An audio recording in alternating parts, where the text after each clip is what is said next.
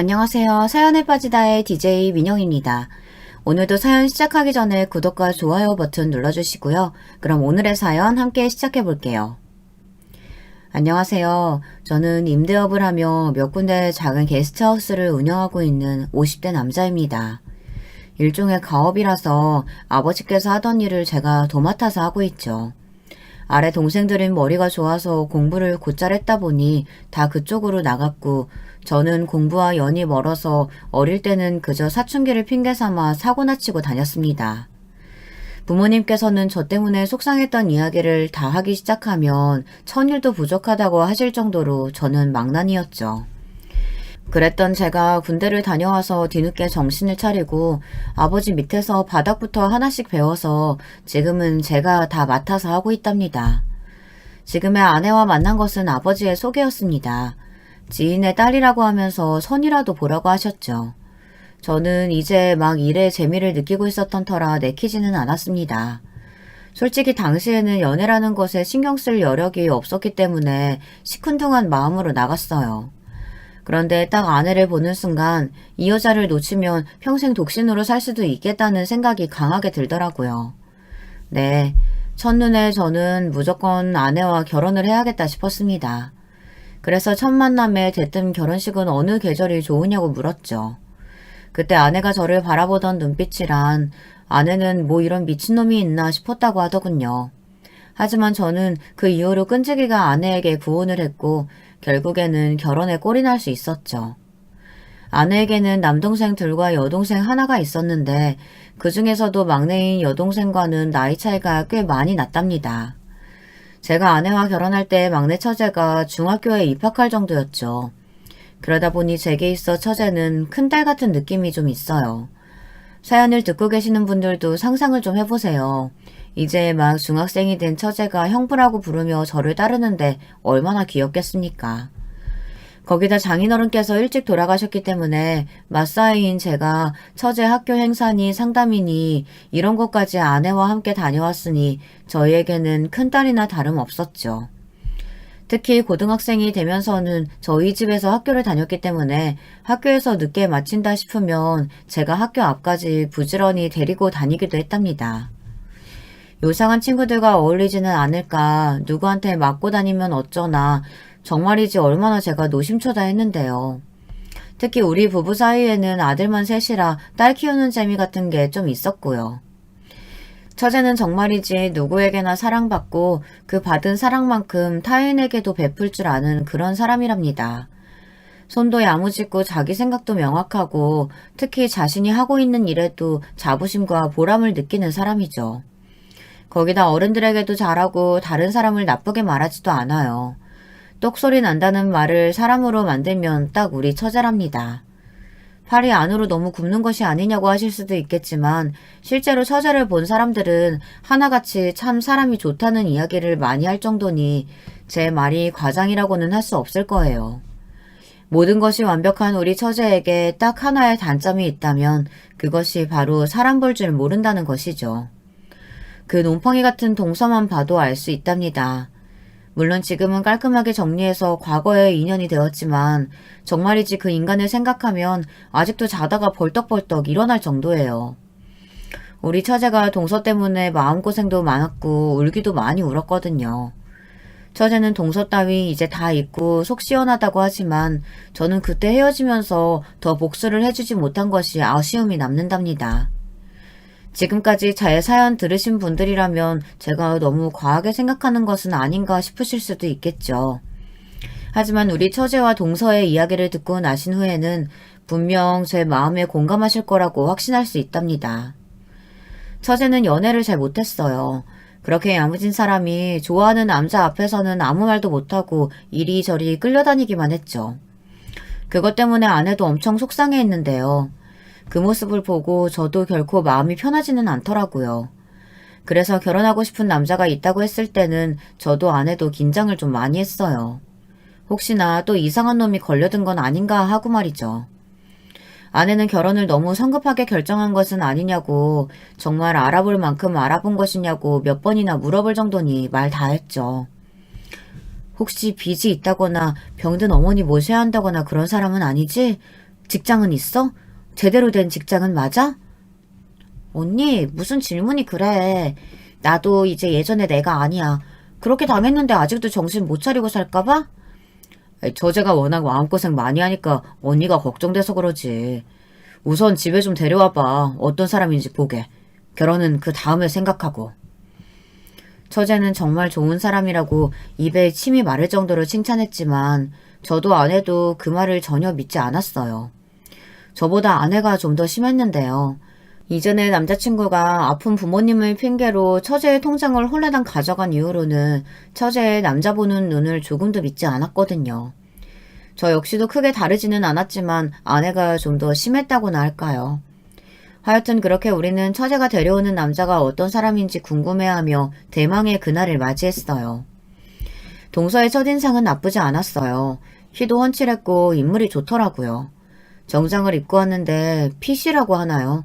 옷태가 남다르다 싶더라고요. 아내는 연예인을 해도 되겠다고 하며 저런 인간들이 얼굴값은 한다고 중얼거리기도 했죠. 아이들도 모델처럼 생겼다면서 눈을 동그랗게 뜨고요. 처음 뵙겠습니다. 이렇게 집으로 초대해 주셔서 감사합니다. 약소하지만 막걸리 좋아하신다고 들어서 가져왔습니다. 그리고 여기 안개꽃 좋아하신다고 들어서요. 고마워요. 이렇게까지 신경 써줘서. 들어와요. 동서는 약간은 굳은 얼굴이었지만 싹싹하게 인사하곤 집으로 들어왔어요. 저는 평소에 말이 많은 편이 아니라서 그날도 그저 동서의 행동을 유심히 살펴보기만 할 뿐 크게 가타부타 말하지는 않았죠. 저녁 식사가 끝나고 디저트를 먹는데 아내가 궁금한 것들을 물어보기 시작했어요.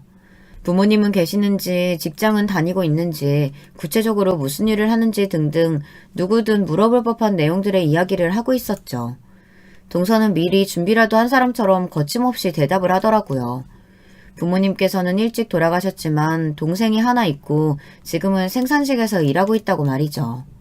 아내는 만족스러운지 고개를 끄덕이면서도 뭔가 석연치 않은 표정이었어요. 그래도 그동안 처제가 만났던 남자들 중에서는 괜찮은 쪽에 속하기는 한다 싶었답니다. 어때? 사람 괜찮지? 지금껏 네가 만났다는 놈들보단 낫지만 그래도 뭔가 좀... 언니도 참... 나 이번에는 진짜 괜찮은 사람 만난다니까? 형부도 가만히 있지만 말고 말 좀 해봐요. 어땠어요? 괜찮았죠? 눈을 빛내며 물어보는 처제 앞에서 저는 차마 아내와 같은 생각이라고는 말 못했어요. 그저 한 번 본 사람을 누가 알 수 있겠냐 말하며 대답을 피할 뿐이었죠. 하지만 저나 아내의 반응이 처제는 못마땅한 것 같았어요. 저는 그저 결혼이 급한 것도 아닌데 뭘 그렇게 서두르고 있냐고 천천히 좀 보자고 할 뿐이었죠. 그 뒤로 몇 번의 더 만남이 있었어요. 생일과 같은 중요한 가족 행사에 초대하기도 했고 가족끼리 떠난 캠핑에도 함께했죠. 처제에게서 무슨 말을 들은 것인지는 모르겠지만 동서는 우리 가족에게 살갑게 정말 잘하더라고요. 아내도 그런 모습에 점점 마음을 열어가고 있었죠. 저 역시 그때까지만 해도 이번에야말로 우리 처제의 눈에서 눈물 나게 하는 놈은 아니겠구나 하고 믿었답니다. 제 발등을 제가 찍은 거나 다름없었지만 말이죠. 사건은 결혼 직후부터 벌어졌습니다. 갑자기 동서가 멀쩡하게 다니던 회사를 그만두고 사업을 시작하겠다는 거 아니겠어요? 사업이 쉽게 시작할 수 있는 것도 아니고 계획도 확실해야 하지만 자금도 그만큼 준비가 되어 있어야 하는 것이다 보니 쉽게 응원할 수가 없겠더라고요. 처제의 말로는 온라인 쇼핑몰이라 초기 자금이 많이 필요한 것은 아니라고 하더군요. 그리고 지금 살고 있는 집에서도 충분히 할 수 있기 때문에 걱정할 것이 없다고도 하고요. 제가 구식이라서 그런 건진 몰라도 아무리 온라인 쇼핑몰이라고 해도 갑자기 준비된 것도 없이 덜컥 연다고 해서 일이 잘 풀린다는 보장은 없지 않겠습니까? 저는 동서의 그런 마인드를 조금도 이해할 수가 없었어요. 그러니 좋은 말이 나오지는 않았고요. 구체적으로 어떤 일을 할 것인지, 그 쇼핑몰이라는 곳에서 무엇을 팔 것인지 생각은 다 해봤나? 경쟁력을 얼마나 갖출 수 있는지 계획은 세워봤고, 하루아침에 멀쩡하게 다니던 회사 그만두고 온라인 쇼핑몰을 하겠다는 말을 하려면 그 정도는 준비가 되어 있어야지. 오랫동안 고민했던 일입니다. 말씀처럼 온라인 쇼핑몰이 한두 군데도 아니니 당연히 힘들 수 있겠죠. 하지만 초기 자본이 많이 들어가는 것도 아니고 저도 하면서 이리저리 부딪혀 보다 보면 길이 생기지 않을까요? 하다 보면? 동서, 지금 동서가 어디 혼자야? 가족이 있는데 가족 생각은 전혀 안 하나? 어떻게 하다 보면이라는 소리를 할 수가 있어? 저는 동서의 그 어정쩡한 반응에 뚜껑이 확 열리는 것 같았습니다. 당연히 하다 보면 노하우가 생기겠죠. 그런데 그 하다 보면이라는 단계에 들어가기 전에 어느 정도 계획이 있어야 할 거 아니겠어요. 사연을 듣고 계시는 분들 중에서 쇼핑몰 운영하시는 분들도 계실 텐데 한번 물어보고 싶네요. 시작하실 때 그냥저냥 흘러가듯 일을 시작하셨냐고 말이죠. 제가 자신하건대 아마도 그렇다고 대답하시는 분들은 하나도 없을 겁니다. 준비를 하고 시작해도 쉬운 일이 아닌데 하면서 알아가겠다니 지금 생각해도 짜증이 확 올라오네요. 하여튼 제가 격하게 반대를 하고 나서자 아내도 거들며 정확한 계획을 세워서 오라고 했죠. 그렇게만 하오면 자금을 도와줄 수 있다고 하면서요. 아내의 말에 동서의 눈이 휘둥그레 하더니만 꼭 아내를 만족시킬 수 있는 계획서를 가져오겠다고 말했어요. 저는 그런 동서를 뒤로하고 처제에게 잘 생각하고 결정해야 한다고 말했죠. 그렇게 퇴사 사태가 벌어지고 6개월의 시간이 흘렀을까. 갑자기 동서가 퇴사를 하고는 사업을 하겠다고 하더군요. 저와 아내는 또 라는 생각으로 한숨을 쉬었죠. 하지만 이번에는 거창한 사업 계획서까지 가지고 와서는 고향 친구와 함께 선물 상자를 만들어 납품하는 일을 하겠다고 하더라고요. 갑자기 무슨 선물 상자를 만드냐고 생각했지만 동서는 진지하다고 하면서 사업 계획서를 꼭 봐달라고 하더라고요. 거기다 처제까지 설득당했는지 동서가 하고 싶은 대로 하게 두고 싶다고 했죠. 처제, 그게 무슨 말이야. 사업을 하게 두고 싶다니. 회사 일이 적성에 잘 안 맞나 봐요. 축 처진 어깨 보고 있는 것도 마음 쓰이고 쇼핑몰 같은 엉뚱한 것도 아니고 고향 친구랑 둘이서 계획서도 그럴듯하게 세웠더라고요. 거기다 상자 디자인이며 저도 도움이 될 수 있을 것 같아서요. 세상에 적성 맞는 일 하는 사람이 몇이나 된다고. 어깨 좀 처진 거 가지고 그렇게 마음이 약해지면 어떻게 하자는 거야. 요즘 사람들 2년 3년 정도 일하면 일종의 병처럼 다른 일 하고 싶어진다고 하던데 그것도 한때야. 한때라고 하고 넘기기에는 그이가 진짜 준비 많이 했어요. 여기저기 시장 조사도 하러 다니고 상자 디자인도 막 생각해서 저한테 보여주고 하는데 이렇게 의욕 넘치게 일하는 모습 처음 봐서 좀 도와주고 싶어요. 저제는 정말 괜찮겠어? 저제 일도 힘들잖아. 그런데 선물 상자 디자인까지 해가면서. 처제는 자신이 하는 일과는 그 결이 다르기 때문에 충분히 가능하다고 웃으며 말했어요. 처제는 속옷을 디자인하는 일을 하고 있었거든요.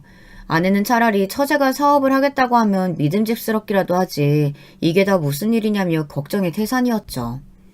하지만 결국 처제의 부탁을 못 이기는 척 초기 자금을 보태라고 1,000만 원을 내어주기도 했죠. 초반에는 여기저기 영업도 열심히 하고 디자인도 고민해가며 열정적으로 일을 하는 것 같았어요. 우리가 괜한 걱정을 했구나 싶은 생각이 들었죠. 실제로 거래처도 꽤나 생긴 눈치였어요. 가족 모임에도 바쁘다고 얼굴을 잘 비추지 않았거든요. 아내와 저는 가족 모임에 혼자 온 처제를 바라보며 대박까지는 바라지 않는다고 하면서 앞으로도 지금처럼 꾸준하게 일할 수 있기만 바란다고 웃어넘겼죠. 그런데 그 열정은 딱 6개월을 가더군요. 하루는 처제가 한숨을 내쉬며 사업을 접기로 했다는 이야기를 하더라고요. 갑자기 그게 무슨 소리냐고 물었지만 이유는 좀처럼 말하지 않더군요. 아내도 놀라서 닥달하자 결국 처제는 처음에는 선물 상자나 종이 가방이 잘 팔렸는데 언제부터인가 영업이 끊기더니 결국에는 적자만 이어진다고 고백했습니다. 그러다 보니 동서가 의욕을 잃었고 회사도 제대로 나가지 않는다고 말이죠. 기가 찼죠. 그럼 사업을 시작하자마자 술술 풀릴 것이라고 기대를 했다는 말인가 싶었어요. 동업자도 동서의 그런 모습에 치를 떨며 사업에서 손을 떼고 싶다고 말했다더군요. 저는 당장 동서를 집으로 불러서 이게 다 무슨 일이냐고 물었어요. 동서는 머뭇머뭇거리면서 아무래도 자기가 계획을 세운 것과는 다르게 흘러가기 시작하더니 걷잡을 수 없이 사태가 변해갔다고 말했죠. 무슨 계획을 어떻게 세웠는지 모르겠지만 고작 6개월 일했으면서 뭐 그리 드라마틱한 변화를 바란 거야. 그럼 갑자기 대박이라도 터질 거라고 생각했나? 그랬어? 그래도 제가 열심히 이렇게 하는데 상황은 나아져야죠. 점점 퇴보한다는 게 말이 됩니까? 세상 일이 뜻대로 다 흘러가면 사업에 실패하는 사람이 왜 생기겠나? 성공 사례라는 말이 왜 있겠어? 그럼 처음부터 이런 상황은 생각도 안 했다는 말이야?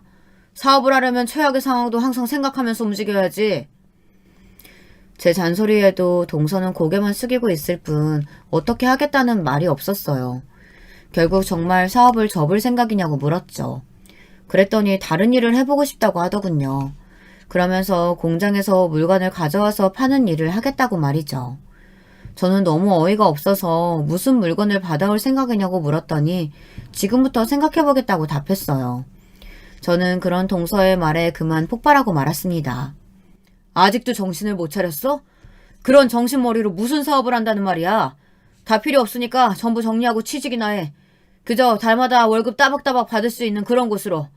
딱 그런 곳이 자네한테 맞을 테니까. 형님, 아무리 제가 실패를 좀 했다고 해도 어떻게 그렇게 말씀을 하십니까? 내가 지금 자네 실패 때문에 이렇게 말하는 것 같아? 내가 말하는 건 결과가 아니야. 지금 자네의 정신 상태지. 제 호통에 동서는 기분이 상했는지 벌떡 자리에서 일어나더니 인사도 없이 나가버렸어요. 중간에 있던 처제는 어쩔 줄 몰라 하며 제 눈치를 살피기만 했죠. 저는 처제에게 또 사업 이야기하거든 무조건 말리라고 말했어요.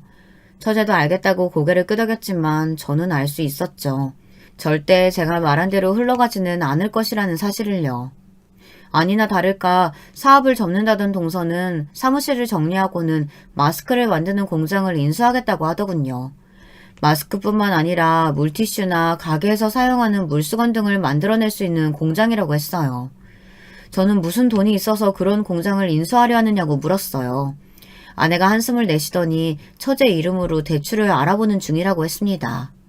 저는 당연히 동서 이름 두고 왜 처제 이름으로 대출을 받느냐고 했지만 신용 점수가 낮아서 대출이 나지 않는다는 답변을 들을 수 있었답니다. 아니, 신용도 제대로 없는 놈이 사업은 무슨... 내가 그렇게 말리라고 했는데 처제는 뭐하고 있는 거야? 그게 뜻대로 안 되나 봐요. 아주 막무가내로 나오는 모양인데 진짜 이러다 막내 빚더미에 올라오는 거 아니겠죠? 예전에 만나던 그 새끼 때문에 생긴 빚도 겨우 갚았는데 아휴, 진짜 지금이라도 확 이혼시킬까요? 무슨 핑계로 그놈이 이혼하자는 소리에 그렇게 하겠다고 잘도 나오겠다. 저와 아내는 땅이 꺼져라 한숨만 내쉴 뿐 뾰족한 수는 없었어요. 저는 며칠을 고민하다 결국은 처제를 불렀죠. 처제는 죄인처럼 고개를 푹 숙이고는 아무 말도 않더군요. 저는 그런 처제에게 대출을 받으려는 금액이 담긴 통장과 서류를 내밀었어요. 통장을 확인한 처제는 동그랗게 눈을 뜨고는 이게 다 무슨 돈이냐고 물었죠. 저는 당연히 빌려주는 것이며 이자는 1%로 하겠다고 말했어요. 처제의 눈에는 금세 눈물이 차올랐죠. 저는 그런 처제에게 휴지를 건네주면서 사무실로 쓸만한 건물도 하나 보여주었어요. 때마침 동서가 생각하는 공장과 멀지 않은 곳에 건물이 하나 나와 있더라고요. 저는 처제에게 절대로 제가 빌려줬다는 소리는 하지 말라고 신신당부를 했어요. 제가 이 정도의 돈을 굴릴 수 있는 사람이란 것을 동서가 알면 지금보다 더 터무니없는 짓을 저지를 것 같았거든요. 처제는 절대 말하지 않겠다는 약속과 함께 이번에는 무슨 일이 있어도 중간에 그만두지 않도록 하겠다고 다짐을 하고 갔어요. 하지만 사람의 본성이 어디 갑니까? 저는 처제의 약속처럼 흘러갈 것이라고는 조금도 생각하지 않았어요.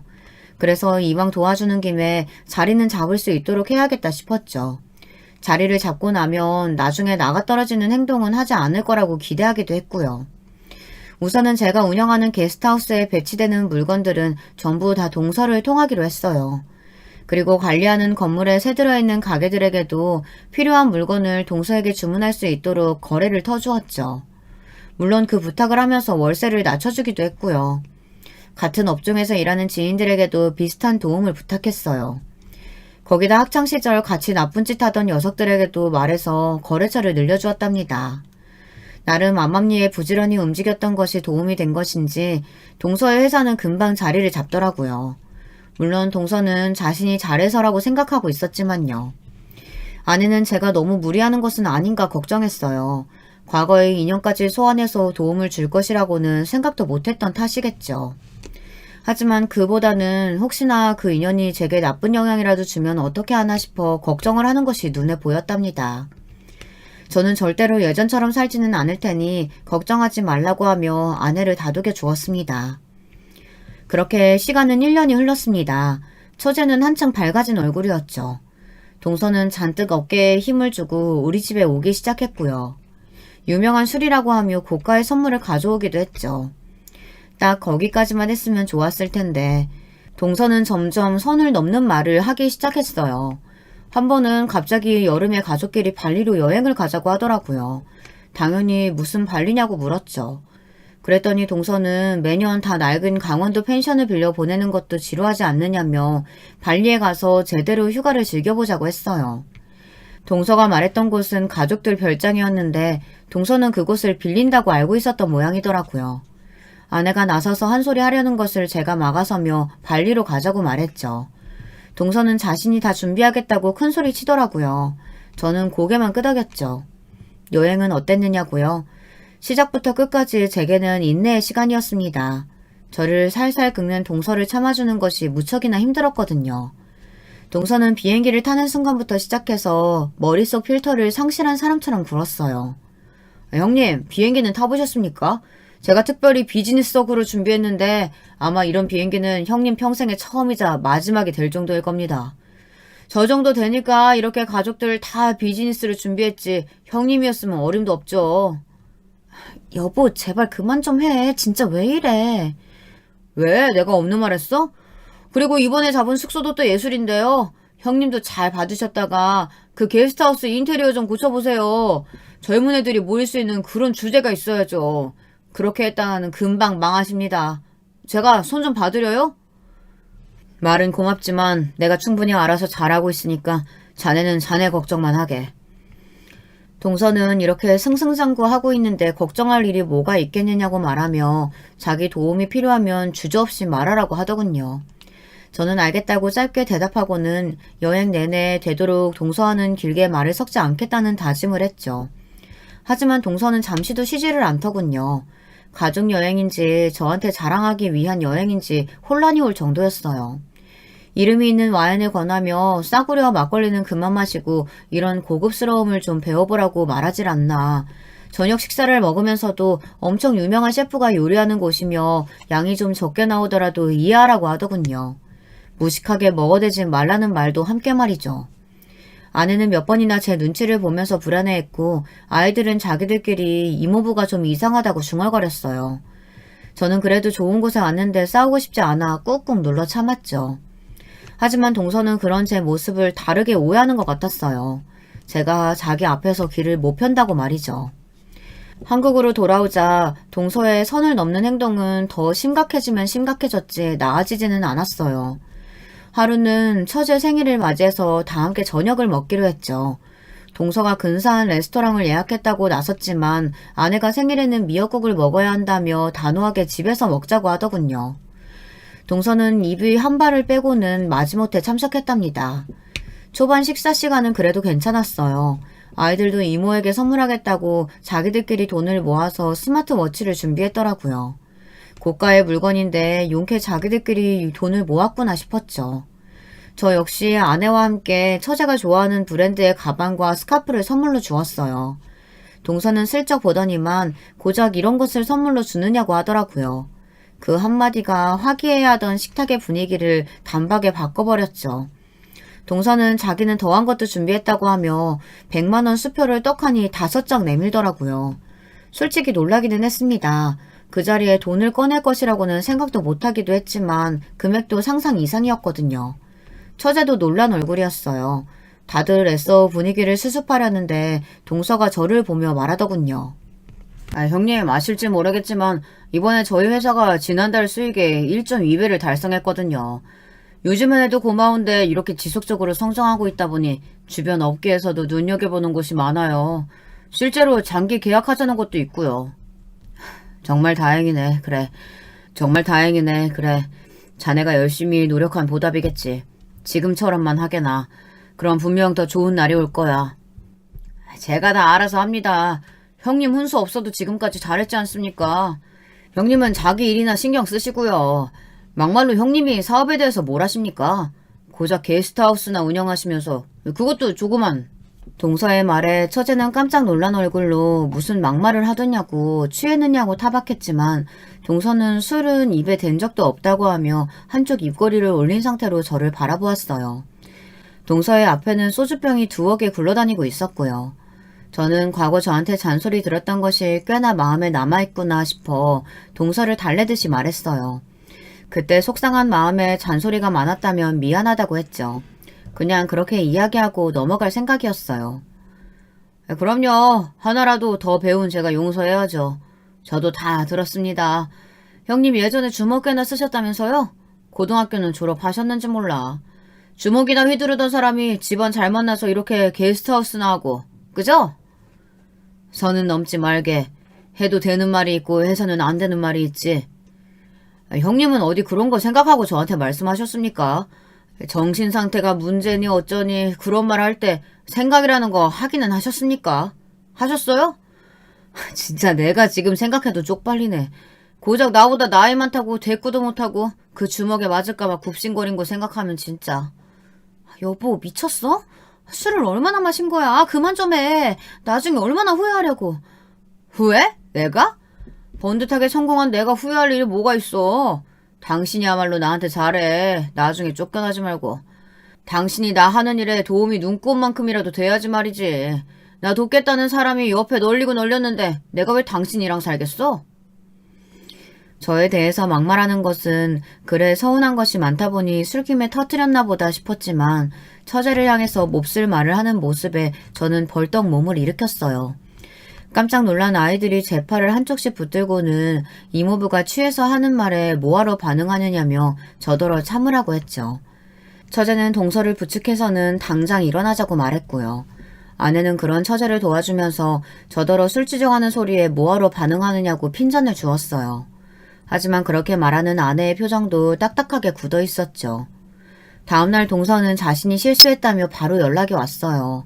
본심이 아니었다고 말하면서 앞으로는 술을 끊겠다고 다소 과장된 소리도 하더군요. 저는 알겠다고는 했지만 동서의 마지막 말이 자꾸만 머릿속에 남았어요. 술지정이라고 넘기기에는 석연치 않은 구석이 있었거든요. 하지만 처제까지 나서서 미안하다고 나오니 더 이상은 꼬투리 잡는 것 같아 다 잊었다고 말하기는 했답니다. 하지만 제 불안은 곧 현실이 되었어요. 처제는 아이가 생기지 않아 걱정을 많이 하고 있었는데요. 동서와 함께 불임센터에 가보고 싶었지만 동서가 완강하게 거부하는 바람에 혼자 가기 무서워서 아내와 함께 다녀왔죠. 별다른 문제는 없다고 하더라고요. 불임이나 난임의 요소는 보이지 않는다고 말이죠. 처제는 다행이라고 하면서도 어두워진 얼굴이 좀처럼 밝아지지 않았어요. 처제가 가고 나서 아내가 걱정스러운 얼투로 제게 말하더군요. 사실 동서가 최근 들어 출장이 잦다고 말이죠. 바람이라도 난 것은 아닌가 싶어서 비서한테 슬쩍 물어보면 거래처 영업을 직접 다니는 것이 확실하다고 하더라고요. 실적을 그만큼 쌓고 있다고 말이죠. 아내는 처제가 혼자서 소갈이하는 모습에 마음이 쓰인다고 하더니 한 며칠을 우리 집에서 보내게 하고 싶다고 하더군요. 저는 당연히 환영이었죠. 그리고 무슨 일이 있는지 알아볼 테니 너무 걱정하지 말라는 말로 아내를 달래주었답니다. 사실 이때까지만 해도 무슨 일이 있을까 했어요. 그저 돈 버는 일에 재미를 좀 들였나 보다 했죠. 과거에 했던 말이 떠오르기는 했지만 저는 동서를 믿었습니다. 적어도 처제에게만큼은 상처를 주지 않을 것이라고 말이죠. 아마 사연을 들으시는 분들은 무슨 근거로 믿을 수 있느냐고 한심해하실 수도 있겠죠. 저도 지금 생각하면 근거도 없이 바보 같은 짓을 했구나 싶거든요. 저도 이런데 듣는 분들은 오죽하시겠습니까?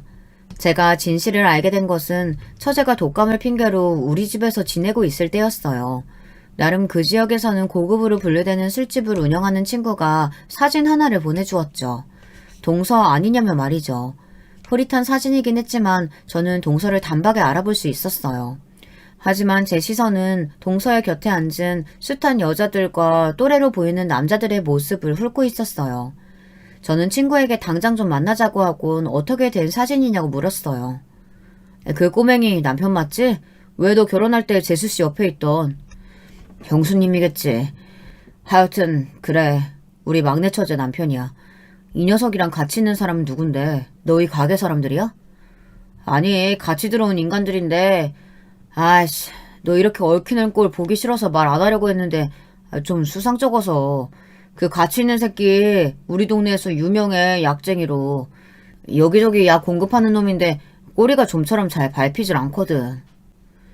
저는 머리를 세게 한 대 맞은 기분이었어요. 담배도 안 피운다고 들었기에 충격은 더했죠. 하지만 거기서 끝이 아니었어요. 옆에 앉은 여자 한 명을 찍어주더니 아무래도 보통 사이가 아닌 것 같다고 말했죠. 그러면서 두 인간이 키스하는 사진을 보여주었어요. 그것도 화장실에서 말이죠. 저는 입이 떡하니 벌어졌어요. 독감으로 힘들어하는 처제의 얼굴이 머릿속에 몇 번이나 스쳐 지나갔죠. 저는 온몸을 부르르 떨며 절대 용서할 수 없다고 말하고는 벌떡 자리에서 일어났어요. 그런 저를 친구가 붙들고는 진정 좀 하라고 하더니 아직 할 말이 더 남았다고 하더군요. 아니 여기까지 왔는데 무슨 할 말이 더 남았느냐고 물었더니 이번에는 장부를 하나 보여주더군요. 저는 외상장부인가 했어요. 그런데 그것도 아니었죠. 이게 다 뭐냐? 이 숫자들은 다 뭐고? 내가 진짜 이 말까지는 안 하려고 했는데 그 새끼 여기저기 뒷돈 받아가면서 물건 가지고 장난 좀 치고 있어. 다들 네 소개라서 말도 못하고 끙끙거리는데 이번 기회에 내가 좀 나서기로 했다. 웃돈을 더 주면 제대로 된 물건 주고 안 그러면 불량품 끼워서 팔아치우고 있어. 임마, 그럼 당장 거래를 끊어야지. 무슨 약점이라도 잡혔어? 왜 그러고 있어? 말했잖아. 다 너한테 신세진 녀석들이라 뭐라 말도 못한다고. 근데 이 새끼가 뭘 눈치챈 건지 우리한테만 이러는 것 같아. 우리들. 저는 친구가 말하는 우리들의 의미를 단박에 이해했어요. 저랑 같이 어울려 다녔던 친구들의 영업장을 말하는 것이었죠. 다들 과거 청산하고 성실하게 살아가는 친구들이었는데 괜히 제가 부담을 준 것 같아 미안해 어쩔 줄을 모르겠더군요. 저는 당장 거래처를 바꾸라고 말하고는 손해본 것은 제가 다 부담하겠다고 말했어요. 친구는 다들 돈이 궁해서 하는 말이 아니라고 하면서 괜히 제가 나중에 당할까봐 그렇다고 했죠. 저는 친구에게 사과하고는 그 길로 동서를 찾아갔습니다. 동서의 회사는 1년 전과는 완전히 달라졌습니다. 처음 매입했을 때의 모습은 상상이 되지 않을 정도였죠. 입구부터 아주 잔뜩 돈을 바른 흔적이 역력했어요. 좋은 마음으로 온 것이 아니다 보니 입구에 있는 것들 하나하나가 다 돈지랄 한 것으로밖에 보이지 않았답니다. 동서를 찾아왔다고 말하자 안내데스크에 있던 직원이 저를 위아래로 훑어보더군요. 급하게 나오긴 했지만 그래도 평소 임대 건물을 돌아보던 정장을 챙겨 입고 있었던 저는 이상한 기분이 들었지만 잠자코 있었습니다. 사장님께서는 지금 손님 만날 상황이 아니신데 이름과 연락처 남겨주시면 추후 다시 약속 잡을 수 있도록 하겠습니다. 그럴 필요 없어요. 가족이거든요. 동서 보러 왔습니다. 안내데스크 직원은 가족이란 말에 눈을 동그랗게 뜨고는 허둥거리며 어디론가 전화를 걸었어요. 그러면서도 자꾸만 저를 힐끔거렸죠. 몇 분 뒤 동서가 빠른 걸음으로 나오더군요. 그리고는 제게 인사도 하지 않고 제 팔을 끌고는 밖으로 나가려고 했어요. 저는 꿋꿋하게 그 자리에 서서 이게 무슨 행동이냐고 물었죠. 동서는 속삭이에 든 낮은 목소리로 빠르게 말했어요. 형님, 여기가 어디라고 그런 거짓골로 오십니까? 진짜 제 체면도 있지 너무하십니다. 뭐? 거짓골? 남들이 보면 뭐라고 하겠습니까? 사장 형님이라는 사람이 다 낡고 유행도 지난 거적대게 걸치고 와서 찾더라. 이 소리밖에 더 하겠습니까? 막말로 경비하러 왔어요? 짜증나게 좀 하지 말고 나가자고요. 왜 연락도 안 하고 나타나서는. 저는 그런 동서의 팔을 뿌리치고는 방금 한 말을 다시 해보라고 말했어요. 저의 분위기가 심상치 않게 흘러가자 동서는 미간에 주름을 잡으며 넥타이를 거치게 풀곤 알 수 없는 말들을 중얼거렸어요. 자세하게 듣지는 못했지만 욕이 중간중간 들리더군요. 저는 좀 더 큰 소리로 다시 말해보라고 했어요. 이래서 무식하게 주먹이나 휘두르는 인간이랑은 상종하지 말라는 말이 괜히 있는 게 아니었어. 왜요? 한 대 치시려고요? 치세요. 누가 손해인데요? 내가 무슨 짓 할 줄 알고 이렇게 큰 소린가? 자네, 내가 가진 것이 뭔 줄 알고? 와, 이제는 주먹 대신 모로겁 주려고요? 마음대로 해보세요. 형님이 아무리 날뛰어봤자 타격이랑은 눈꼽만큼도 없을 테니까. 자꾸 이렇게 저 자극하시면 손해보는 건 제가 아닐 테니까 각오 좀 하시고요. 동서는 눈에 비웃음을 가득 담은 상태로 직원들 앞에서 더 이상 춘태 부리지 말고 나가라고 했죠. 빨리 나가지 않으면 사람을 불러서 끌어내겠다는 말과 함께 말이죠. 저는 기가 차더군요. 조용히 처리하려고 왔는데 그런 마음이 싹 사라졌습니다. 저는 동서가 보는 앞에서 바로 전화를 걸었어요. 동서는 팔짱까지 끼고는 뭐든 해보라는 액션을 취했죠. 전화를 받는 소리와 함께 스피커폰으로 전환시켰어요. 아이고 사장님, 무슨 일로 전화를 다 주셨습니까? 별일은 아니고요. 작년에 그 건물 기억하십니까? 그럼요. 요즘 무슨 마스크 공장인가 뭔가 그곳을 사무실로 쓰고 있는 건 말씀하시죠? 갑자기 그 건물 매입하셔서 제가 얼마나 놀랐는데요. 솔직히 그런 곳이 어디 사장님이 눈여겨보실 건물입니까? 남자의 말에 동서의 얼굴에 점점 미소가 사라지기 시작했습니다.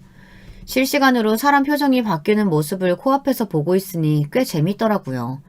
저는 동서를 똑바로 바라보며 말했습니다. 거기 임대 해약하고 건물을 리모델링 할까 하는데요. 언제까지 가능하겠습니까? 거기가 지금 임대 기간이 끝나가고 있으니까 이달 안으로는 정리될 겁니다. 말도 안 돼. 누구 마음대로. 저는 고맙다는 말과 함께 전화를 끊었어요. 동서는 사색이 된 얼굴로 저를 보고 있었죠. 그러더니 법적으로 이렇게 끝낼 수 있을 줄 아느냐며 소리를 지르더군요. 물론 평범한 임대인과 임차인이라면 이런 일이 말도 안 되겠죠. 하지만 동서는 모르고 있었어요. 처음부터 이 건물은 임대 형식이 아니었거든요. 처제가 말 안 했던가?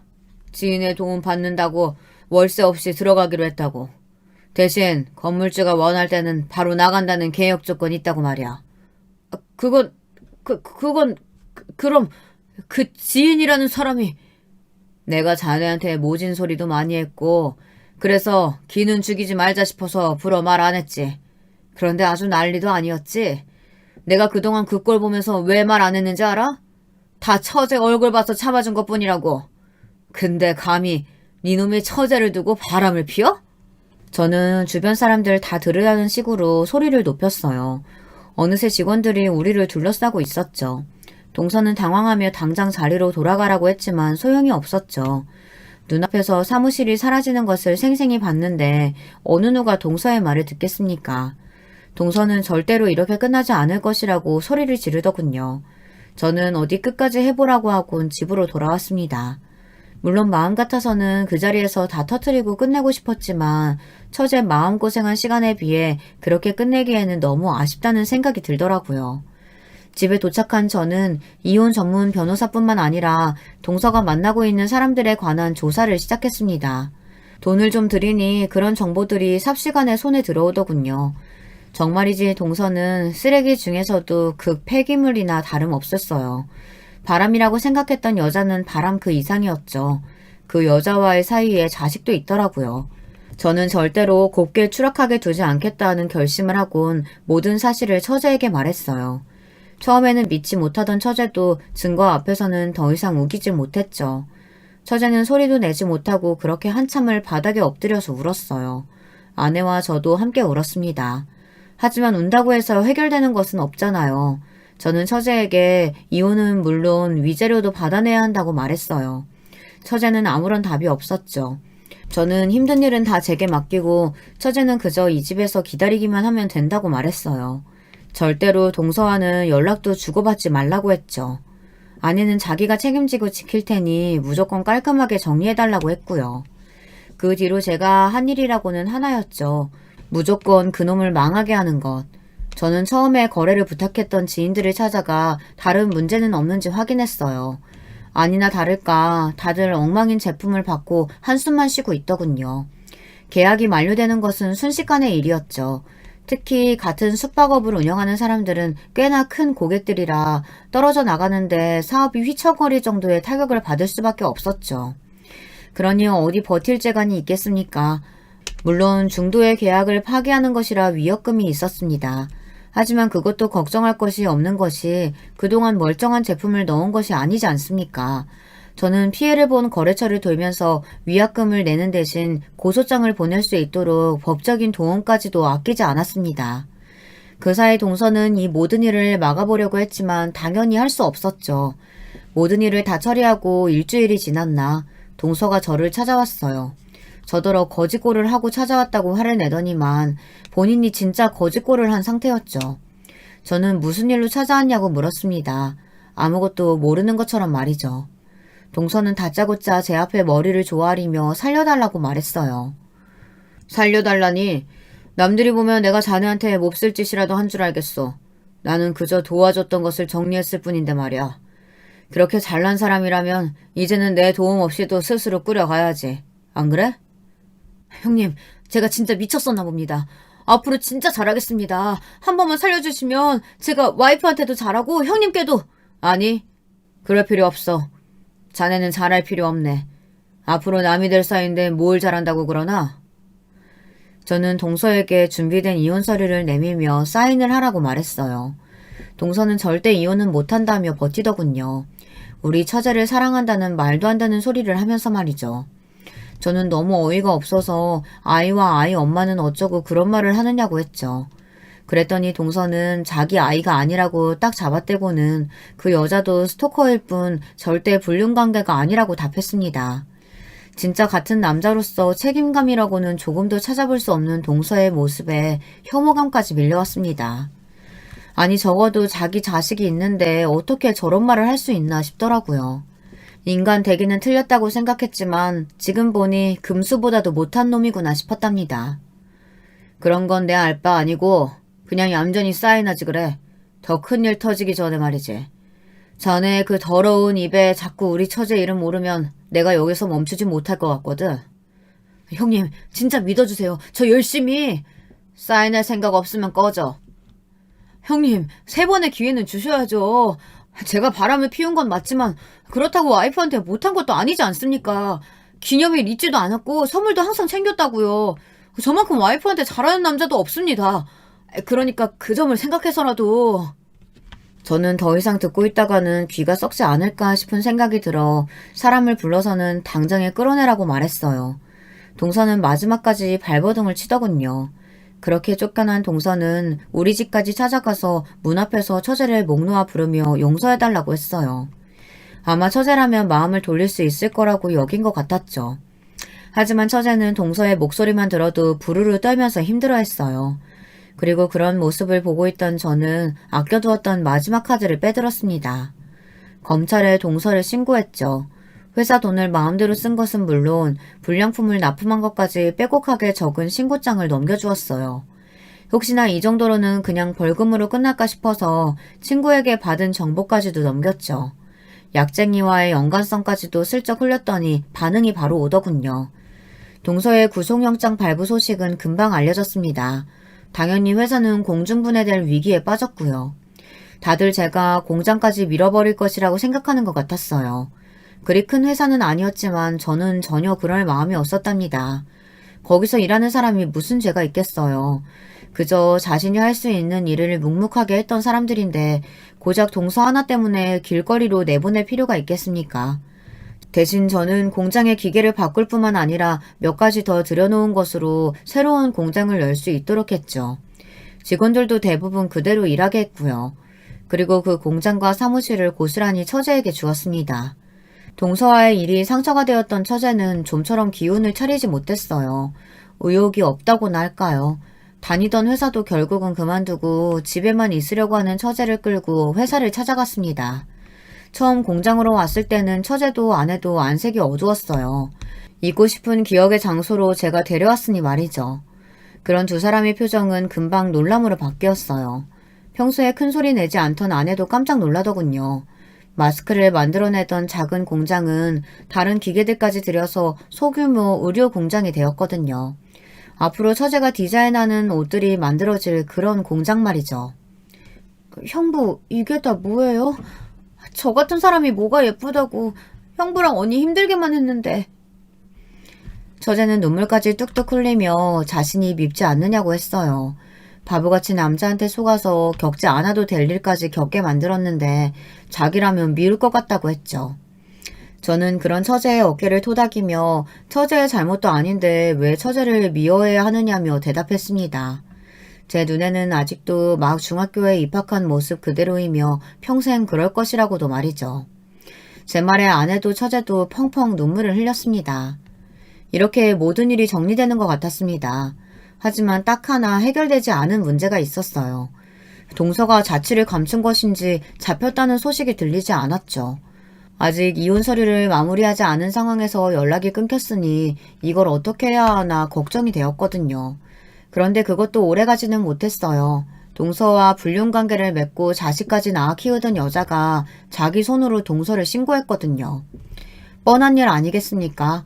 동서가 사장 소리 들을 때는 그래도 떨어질 떡고물이 있으니 잘해줬겠지만 아무것도 남지 않은 도망자 신세의 남자를 그 여자가 받아줄 리가 있겠습니까? 덕분에 이혼 절차도 손쉽게 밟았죠. 끝까지 이혼은 못한다고 버티던 동서도 결국에는 다 포기하고 사인을 하더군요. 그 와중에도 이혼 서류 사인을 거래로 삼아 형은 피하게 해달라고 하는데 정말이지 어처구니가 없었죠. 저는 지인들의 손해배상 고소는 막아주겠다고 했습니다. 사실 그 사람들을 소개시켜준 건 저니까 제가 피해를 갚아줘야 한다는 일종의 죄책감이 있었거든요. 이 모든 일이 지난 1년 사이에 있었던 일이었어요. 지금이야 처제도 활기 넘치는 작은 공장의 사장님이 되셨고 아내도 처제의 일이 재밌어 보이는지 거기에 출퇴근하고 있죠. 그놈은 초범이라 얼마 형을 살지 않고 나온다고 하는데 나온다고 해도 할 수 있는 것이 뭐가 있겠습니까? 만약 처제 근처에 나타나는 일이 생긴다면 제가 가만히 안 둘 작정이거든요. 저는 우리 가족들을 위해서라면 뭐든 할 준비가 되어 있는 사람이니까요. 마지막까지 저희 가족들의 이야기를 들어주셔서 정말 감사합니다. 여러분, 두 번째 사연 시작하기 전에 좋아요와 구독 꼭 눌러주실 거죠? 그럼 두 번째 사연 바로 시작합니다. 안녕하세요. 저는 경기도 수원에 거주하고 있는 50대 후반 여자입니다. 요즘 날씨를 보니 확실히 겨울이 다가오는 게 느껴지더라고요. 저는 겨울을 생각하면 유난히 생각나는 사건이 있어서 용기 내어 제보하게 되었습니다. 겨울은 저에게 정말 의미 있는 계절이거든요. 왜냐하면 남편을 처음 만난 계절도 겨울이었고 아이가 태어난 계절도 겨울이에요. 아주 어릴 때는 겨울을 싫어했는데 이런 경험들로 인해 오히려 좋아하는 계절이 되었습니다. 사실 저는 어릴 때 매우 가난했기 때문에 겨울을 좋아하지 않았죠. 당장 옷 입는 것부터 집안 공기까지 차가우니까 걱정하느라 시간을 다 잡아먹었던 기억이 나요. 저는 아버지가 없어서 어머니가 홀로 저를 키우셨거든요. 그래서 어머니는 돈이 되는 일이면 다 하셨습니다. 건물 청소부터 시작하셔서 식당 주방 일도 하시고 길거리 가판대에서 양말이나 속옷을 팔기도 하셨고 안 해본 일이 없으세요. 와중에 세상은 돕고 살아야 한다고 하시면서 우리 형편보다 어려운 이웃들을 돕기도 하셨죠. 저는 어릴 때는 도저히 우리 어머니가 이해가 가지 않았어요. 당장 우리도 너무 힘든데 누가 누굴 돕겠다는 건지 어렸던 저는 잘 모르겠더라고요. 하지만 어머니는 우리가 이렇게 베풀어야 나중에 다 우리 복으로 돌아온다고 하시면서 봉사활동도 많이 나가셨어요. 예를 들면 보육원에도 가시고 독거노인을 위한 김장김치 담그기 혹은 동네 산에 올라가셔서 쓰레기를 줍기도 하셨죠. 시간이 지나면서 아마 제가 고등학교 때로 기억하는데요. 그때부터는 저도 그런 어머니가 자랑스러워서 오히려 같이 봉사활동을 다녔습니다. 그리고 봉사활동은 제가 성인이 되고 나서도 꾸준히 했었는데 거기서 남편을 만나게 되었어요. 보육원에 가서 아이들과 놀아주고 또 원장님을 도와 이런저런 일들을 하는 봉사활동이었는데 남편도 마침 그 보육원으로 봉사활동을 왔었고 같이 봉사하며 연인으로 발전하게 되었습니다. 제가 남편을 만나면서 가장 놀랐던 점이 있는데 그것은 바로 남편도 홀어머니 밑에서 자랐다는 점이에요. 저는 처음에 그 소리를 듣고 우리는 정말 운명이라고 느낄 만큼 많은 위안을 얻었어요. 같은 공통점이 있다는 게 사람 사이 관계에서 정말 큰 영향을 미치더라고요. 물론 이 공통점 말고도 우리는 공통점이 많았기 때문에 별탈 없이 잘 사귈 수 있었죠. 제가 등산을 정말 좋아하는데 남편도 주말마다 등산을 간다고 하더라고요. 남들은 어디 유원지나 예쁜 곳을 찾아다닐 때 저희는 그래서 등산을 했던 기억도 새록새록 떠오르네요. 또 다른 공통점도 있었는데 저는 집안 형편이 너무 어려워서 대학에 진학하지 않았어요. 그 대신 서울에 있는 어떤 건설회사에서 격리로 일을 하게 되었는데 남편도 집안 사정이 좋지 않아서 고등학교를 졸업하고 바로 일을 하게 되었어요. 많은 공통점이 있어서 서로 위태로운 시기에 잘 의지하면서 버텼던 것 같습니다. 그런데 그렇게 한 3년 정도 만났을까요? 어느 날 제가 몸이 너무 이상한 거예요. 너무 이상해서 병원에 갔더니 저보고 산부인과를 가라고 하더라고요. 그래서 바로 산부인과에 갔더니 세상에 제가 임신했다고 의사가 저한테 말씀하셨습니다. 자기야, 어떡해. 나 정말 너무 당황스러워. 자기야, 내가 어떻게든 책임질게. 일단 나쁜 생각은 하지 말자. 제가 막 당황해서 울고불고 난리를 치니까 남편은 일단 저를 안심시켰어요. 저는 아직도 제가 난리치던 명동거리가 머릿속에 생생히 기억날 정도로 그때의 일이 상당히 강렬해요. 사실 저는 아이를 낳고 싶었기 때문에 자기가 알아서 책임진다고 남편이 말하니까 속으로 되게 든든했던 기억이 나네요. 일단 저도 남편도 20대 초반이어서 모은 돈이 많지 않았고 부모님들도 당연히 임신해서 결혼하게 될 거라고는 생각지도 못했을 거예요. 그래도 뭐 어쩔 수 없잖아요. 저희는 아이를 지우기 싫고 낳고 싶으니 재빨리 각자의 어머니에게 알렸죠. 아, 이게 무슨 소리야, 정인아. 물론 우리 어머니는 제가 말하니까 정말 뒤로 넘어가셨습니다.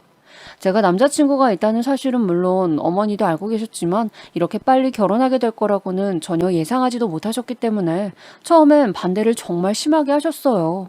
그리고 설상가상으로 남자친구의 어머니도 반대하셨다고 하더라고요. 그런데 여러분, 그거 아시죠? 원래 사랑은 반대할수록 더 견고해지잖아요. 차라리 그래 너네끼리 알아서 살라 하셨으면 남편과 저는 막막해서 결혼하지 않았을 수도 있을 것 같아요. 그런데 양가에서 다 반대하시니까 저희가 무슨 드라마나 소설 속에 나오는 주인공이 된 것처럼 오히려 돈독해졌습니다. 그리고 자식 이기는 부모 없다는 아주 유명한 말도 다들 아시죠? 저희가 절대 아기는 못 지우고 무조건 결혼하겠다고 들어놓으니까 뭐 어쩌겠어요. 그렇게 저와 남편은 속도 위반으로 결혼하게 되었습니다. 당연히 모은 돈이 없었기 때문에 저희는 시댁으로 들어가서 합가하게 되었어요. 차근차근 아이 낳고 2, 3년만 살고 독립해서 행복하게 살자는 것이 저와 남편의 목표였죠. 그리고 저는 임신 때 입덧이 정말 너무 심했기 때문에 회사를 결국 그만두었습니다. 그래서 시댁에서 시어머니와 시누이 그리고 제가 낮 동안에는 같이 있게 되었는데요. 정말 지금 와서 말하는 거지만 너무 끔찍했어요. 시누이는 그때 당시 갓 20살이었어요. 저는 외동이라 처음에는 시댁에 들어가서 살게 된다면 여동생이 생기는 거니까 얼마나 좋아했는지 몰라요. 같이 쇼핑도 하고 장도 보고 요리도 하고 아주 즐거운 상상의 나래를 펼쳤죠. 그런데 그것은 정말 제가 들어간 첫날 깨지게 되었어요. 저희는 사정상 아이를 미리 가졌으니까 결혼식을 올리지 못했어요. 그래서 바로 시댁으로 들어갔는데 제가 도착해서 인사하자마자 시누이가 저에게 뭐라고 했는지 아시나요, 여러분? 언니, 제가 먹은 거 설거지 해주세요. 이러고 저를 쳐다보지도 않고 바로 약속 있다고 친구를 만나러 나갔어요. 저는 정말 황당했지만 시어머니도 아무렇지 않게 짐은 저쪽 방에 두고 나오면 된다고 하시더라고요. 남편은 그때 출근했었기 때문에 저는 얼떨결에 짐을 놔두고 정말 설거지를 먼저 하게 되었어요. 그전에도 시어머니를 뵙긴 했지만 막상 같이 살게 되니까 시어머니가 저를 좋아하지 않는다는 것을 더 잘 느끼게 되었어요. 누군가가 누군가를 싫어하면 표정과 눈빛만 봐도 사실 잘 느껴지잖아요. 시어머니는 정말 누가 봐도 제가 마음에 들지 않으셨어요. 제가 신우도 그렇고 시댁 식구들이 저를 반겨주지 않으니까 너무 서러운 마음이 들어서 남편에게 하소연하다 울었던 날이 있었는데요. 그걸 또 어떻게 하셨는지 다음 날에 남편이 출근하니까 저한테 막 뭐라 하시더라고요. 아이, 너는 그렇게 여자가 입이 가벼워서 어떡하니? 네 아이가 들으면 어쩌려고? 그거 듣고 나오자마자 할머니 싫어하겠다. 정말 속상했지만 돈이 없으니 분가를 할 수가 없어서 참을 수밖에 없었습니다. 그렇다고 친정집으로 가기엔 남편 회사와 거리도 있었고 무엇보다 너무 작아서 셋이 살기엔 무리였어요. 만약 거기에 아이까지 태어나면 정말 단칸방이라 키우기도 쉽지 않았죠. 울며 겨자 먹기로 시댁에서 살 수밖에 없었어요. 그렇게 태교는 무슨 구박받으면서 몸도 제대로 챙기지 못한 채로 저는 아이를 출산하게 되었습니다. 아이의 성별은 아들이었고 저는 그래서 내심 시어머니가 저를 예뻐하실 줄 알았어요. 그런데 그건 정말 제 착각이었죠. 어머, 우리 손자 이마 이쁜 것 좀 봐. 완전 우리 아들 판박이네. 아유, 발가락은 우리 딸하고 똑같네. 아, 정말 우리 아들하고 똑같이 생겼다. 역시 피는 어디 안 가. 다 시어머니가 하신 말씀이에요. 제가 나왔는데 시어머니는 지금까지 단 한 번도 좋은 부분을 저와 닮았다고 하신 적이 없으세요. 유일하게 닮았다고 하셨던 건 잘 우는 거예요. 엄마 닮아서 잘 우네. 저러면 안 되는데. 그냥 흘러가듯 하신 말인데 저는 저 말이 뭐라고 그렇게 상처를 많이 받았는지 모르겠어요. 그래도 시어머니가 아들은 예뻐하시니 그걸로 위안 삼았죠. 그리고 아들을 낳고 키우느라 정신이 없었는데 시누이가 가게를 열게 되었어요. 시댁 근처에 시장이 있는데 거기 안에 분식집을 개업한다고 하더라고요. 시누이는 그때 결혼 예정이었는데 시누이 남편 될 사람이 분식집을 열어준다고 했다고 시어머니가 저에게 굉장히 자랑을 많이 하셨죠. 저는 들고 간 게 하나도 없었기 때문에 눈치가 많이 보였었던 기억이 나네요. 그래도 한 가지 좋았던 점은 신우가 결혼하게 되면 같이 살지 않아도 되니까 그건 정말 좋았어요. 그리고 딸이 가게를 연다고 하니까 시어머니가 신나서 여기저기 자랑하러 많이 나가셔서 아들과 둘이 집에 있는 시간이 늘어났기 때문에 그것도 좋았어요. 하지만 이렇게 좋았던 시절도 얼마 가지 않았죠. 바로 남편 때문인데요. 아마 이 사연을 듣고 계신 분들 혹시 남편이 혹은 본인이 보증 사기를 당하신 기억이 있을 수도 있겠죠. 네, 바로 저희 남편 얘기입니다. 남편의 제일 친한 친구, 저도 아직도 이름이 기억나요. 병철 씨가 보증인으로 우리 남편을 세웠고 남편은 거기에 서명했고 결과적으로 시댁으로 빚쟁이들이 들어와서 난리치게 되는 사건이 일어났어요. 누구세요? 누구신데 여기 들어오시는 거예요? 여기 최상철 집 맞지? 갑자기 남편의 이름을 대면서 험악한 사람들이 집에 쳐들어왔어요. 제가 너무 무서워서 남편에게 전화하자 남편은 곤란해하면서 바로 온다고 하더라고요. 그때 시어머니가 안 계셨기 때문에 저는 시어머니가 오시기 전에 남편이 빨리 왔으면 좋겠다고 생각했는데 정말 이런 안 좋은 일은 꼭 겹쳐서 일어나게 되는 거 아시죠? 남편이 도착하기 전에 시어머니가 먼저 들어오셔서 그 광경을 다 보셨고 시어머니는 그대로 쓰러지셨습니다. 그리고 남편이 들어왔고 저는 그냥 정말 아들을 품에 안고 펑펑 울었던 기억이 나요. 그렇게 저희는 빚을 많이 지게 되었고 시어머니의 구박은 더 심해졌어요.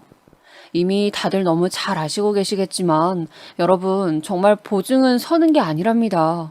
그리고 저는 일이 되는 모든 일을 알아보기 시작했어요. 남편도 잘 다니던 회사를 그만두고 공사판에 가서 막노동을 시작했어요. 왜냐하면 그게 더 돈이 조금이라도 많이 벌 수 있었어요. 그리고 저도 일을 알아보는데 저희에게는 아이가 있잖아요. 그래서 제대로 된 일을 구하기가 너무 힘들더라고요. 식당 일을 알아봐도 아기가 있으니까 많은 시간을 낼 수가 없었고 다른 집에 가서 가사 도우미라도 해볼까 했지만 역시 아기와 함께 일을 한다는 것은 불가능이었죠. 그렇다고 일을 안 하기엔 빚쟁이들이 무서웠고 또 시어머니 눈치도 너무 많이 보였어요. 그래서 결국엔 신우가 하는 시장 안에 있는 분식집에서 일하게 되었어요. 저는 신우가 나가서 사니까 숨통이 튀어서 살 것 같았는데 제가 제 발로 다시 신우와 만나게 될지 상상도 못했어요. 그래도 별 수 없었죠. 그렇게라도 일하지 않으면 빚을 갚을 수가 없었으니까요. 신우는 본인 오빠지만 정말 한심하다고 저한테 대놓고 욕하더라고요. 시어머니도 같이 가게에 계셨는데 종일 다른 종업원들에게 저와 남편 욕을 했어요. 그래도 손은 안으로 굽는다고 하죠. 결국 남편을 욕하던 것은 죄다 제 욕으로 연결되었습니다. 제가 만약 주문을 잘못 받으면 뭐라고 하셨는지 아세요? 아이고, 저러니까 빚이 생기지. 저렇게 실수하니까 빚쟁이들이 찾아오지. 얘, 너 자꾸 그렇게 할 거면 그냥 집에 가. 정말 속상해서 일하다가 운 적이 한두 번이 아니랍니다. 게다가 저는 아이를 데리고 다녀야 해서 더 눈치가 많이 보였어요. 친정 어머니한테 부탁할까 생각도 많이 해봤지만 어머니는 혼자 생활하시는 것도 힘드신데 제가 짐을 더 얹어줄 수는 없었어요. 아이가 제 등에 엎여서 지루하니까 칭얼거리면 저는 정말 아이를 달래랴 음식 주문을 받으랴 정신이 하나도 없었어요. 그래도 그만둘 수는 더 없었기 때문에 정말 울면서 일했죠. 가끔 주문을 잘못 받거나 음식을 흘리거나 하면 시어머니와 신우는 큰 소리로 제 잘못을 지적했어요. 그럴 때마다 내가 여기서 왜 이러고 있나 생각도 들고 그냥 어디론가 사라지고 싶었어요. 또 신우 가게가 시장 안에 있었거든요. 그래서 회전율이 정말 빨랐어요. 종일 계속 손님들이 오니까 1초도 제대로 쉴 수가 없었어요. 그러다 아이가 점점 자라서 걸음마를 떼게 된 시기가 왔습니다. 아이를 키워보신 분들은 잘 아실 텐데요. 아이들은 정말 조금만 쳐다보지 않아도 그대로 사라지는 거 누구보다 공감하실 수 있으시죠? 저는 그날이 아직도 기억이 생생합니다. 주문을 받고 계산을 하고 가게를 봤는데 아이가 있어야 할 자리에 없는 거예요. 아이가 주로 있던 자리는 카운터 옆에 작은 의자였는데 아들이 아예 사라지고 가지고 놀던 자동차 장난감만 바닥에 떨어져 있었어요. 파란색 작은 버스 장난감을 의자에 올려두고 가게 안을 둘러봤는데 아이가 정말 없더라고요. 어머님, 혹시 은석이 못 보셨어요? 분명 아까까지 여기 있었는데 애가 어디로 갔는지 안 보이네요. 지금 그게 중요해? 손님 왔다. 빨리 가서 주문 받아. 아니, 지금 은석이가 어디 갔는지 보이질 않아요. 어디 놀러 갔겠지. 너 지금 뭐하니 정말? 은석아, 은석아. 저는 정말 아들이 사라진 것을 확인하고 너무 손이 떨리고 심장이 쿵쾅거리고 눈물이 나오기 시작했어요. 온몸을 벌벌 떨며 그대로 가게를 나와서 시장 안을 샅샅이 뒤졌죠. 그래도 아들은 보이지 않았어요.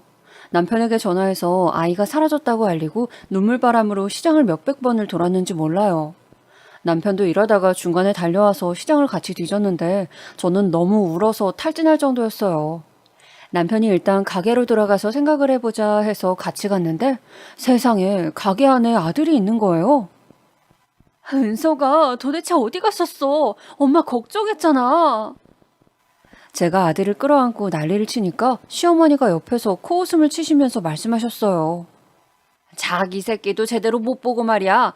너희가 부모 자격이 있니? 정말 저 말을 듣고 너무 속상해서 바닥에 앉아서 엉엉 울었습니다. 제가 물론 제 아들이 잠깐 어디 간 것을 보지 못한 것은 맞아요. 하지만 그렇게 된 원인이 가게에서 남들은 다 돌아가면서 쉴 때 저는 그러지 못했거든요. 저를 뺀 나머지 직원들은 다들 쉬는 시간 보장이 되어 있었는데 오로지 저만 쉬는 시간이 없었어요. 제가 조금이라도 앉아있거나 편하게 있는 걸 보면 신우나 시어머니가 지금 뭐 하냐고 주문 받아라, 배달해라, 재료 다듬어라 등 저보고 계속 일을 시키셨기 때문이에요. 그래서 아들이 가게에서 나간 것을 볼 수가 없었던 건데 저렇게 말씀하시니까 정말 속상했죠. 남편도 허탈했는지 저에게 뭐라 하더라고요. 저도 당연히 아이를 잘 돌보고 싶은 마음은 간절했지만 상황이 어쩔 수가 없었잖아요. 저는 남편이 보증을 잘못 써서 우리가 이렇게 고통받으면서 살아도 이미 일어난 일이니까 남편에게 크게 뭐라 하지 않았었는데 그게 처음으로 후회가 된 날이 전날이에요. 나중에 알고 보니 아들은 옆 가게인 세탁소 아주머니께서 시장에 혼자 돌아다니는 아들을 보고 데리고 있으셨다고 했어요. 집에 와서 아들에게 엄마한테 말하지 않고 함부로 식당 나가고 그러면 안 된다고 말하는데 아들이 저에게 엄마랑 놀고 싶다고 말하더라고요. 그 말을 듣는데 가슴이 너무 아팠어요. 그 뒤로도 저는 정말 쉬지도 못하고 계속 일만 했는데 분식집이고 찌개나 백반 종류도 팔았기 때문에 저는 시장 내부를 정말 쉬지 않고 배달을 했었는데 덕분에 몸이 안 아픈 날이 없었어요. 오죽하면 제가 그렇게 시장밥도 못 먹고 돌아다니니까 과일가게 사장님이 저에게 몰래 사과를 입에 넣어주기도 하셨어요. 그렇게 일하면 몸 다 상한다고 안쓰럽게 봐주셨는데 힘들어도 견딜 수 있었던 것은 이렇게 주변에서 저를 챙겨주셨기 때문이에요. 시모가 성격이 안 좋은 것은 이미 유명한 사실이었거든요. 그리고 제일 힘들었던 것은 그렇게 종일 일하고 집에 돌아오면 또 집안일을 해야 한다는 것이었어요. 힘들게 일하고 들어와서 청소기를 돌리고 요리하고 씻고 아이를 돌보고 정말 몸이 두 개였으면 좋겠더라고요. 남편이 저를 돕겠다고 청소기를 들거나 혹은 빨래하면 시어머니는 와서 남편 손에서 청소기나 빨랫감을 빼앗고 저에게 던졌어요. 어디 남의 집 귀한 아들을 시켜? 제정신이야? 저는 저 소리를 듣는데 정말 울컥하더라고요. 저도 친정어머니가 혼자 얼마나 힘들게 키우셨는데요. 그래도 차마 입 밖으론 그 소리가 나오지 않았고 속으로만 하염없이 사귀곤 했죠. 없이 결혼한 분들은 제 마음이 어떤지 잘 아실 거예요. 저도 지금 생각해보면 왜 그때 저렇게 당당하게 나서지 못했을까 생각도 많이 했지만 그 당시에 저는 그럴 수가 없었어요. 또 시대가 시대이니만큼 저보다 더 심하게 시집살이 당하신 분들도 많다는 것도 물론 알아요. 그래서 저는 마침 제 아이가 아들이잖아요. 절대 저는 며느리에게 시집살이를 절대 시키지 말아야지 다짐하고 또 다짐했어요. 그리고 제가 이렇게 힘들게 일하던 그때 신우가 임신하게 되었어요. 신우가 임신하니 자연스럽게 가게 일은 더 바빠졌고 저는 당연히 더 고생했죠. 제가 너무 바쁘게 일하다 보니까 오히려 옆가게 사장님들이 저에게 잠시 앉았다가 가라고 하실 정도였어요. 아이, 세댁 너무 힘들어 보여. 여기 앉아서 커피라도 한 잔 마시고 가요. 아이고, 혼자만 일하네. 가만 보고 있으면 안타까워 죽겠어. 이렇게 제가 힘들게 일한다는 것을 누군가가 알아주니까 그게 그렇게 위로가 되더라고요.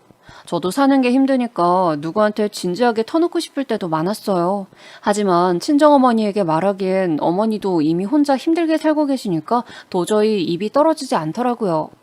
어머니는 그렇게 힘들게 사셔도 남들에게 베풀며 살고 계셨기 때문에 저는 더 말을 못하기도 했어요.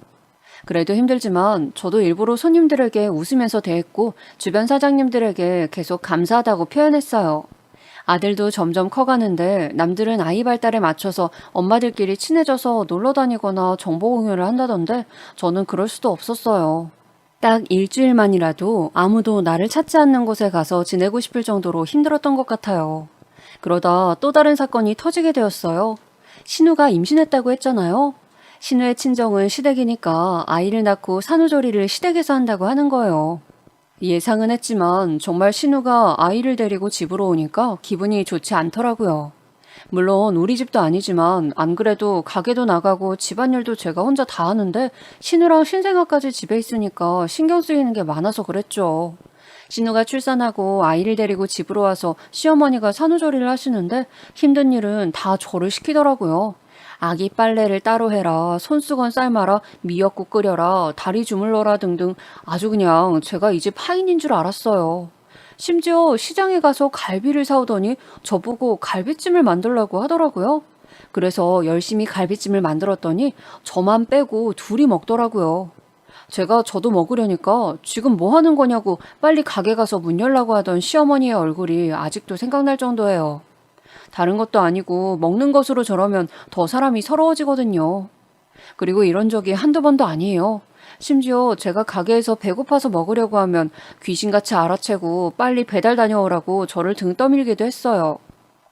이런 상황이 지속되니까 저도 참다가 이건 아닌 것 같다고 느끼게 되었죠. 또 물론 딸과 며느리는 아주 다른 존재인 것을 알고 있지만 제가 아이 낳았을 때는 시어머니가 당신도 아이 2명이나 낳아봤다고 힘든 일도 아니면서 유난 떨지 말라고 하셨거든요. 그런데 신우는 본인 자식이라서 그런가 조금만 힘들어해도 옆에서 안절부절 못하더라고요. 신우는 본인이 출산했으니까 몸이 힘들다고 가게에 나가지 않았어요. 그래서 시어머니와 저만 가게에 나갔는데 신우가 없으니까 사람 한 명이 더 줄었잖아요.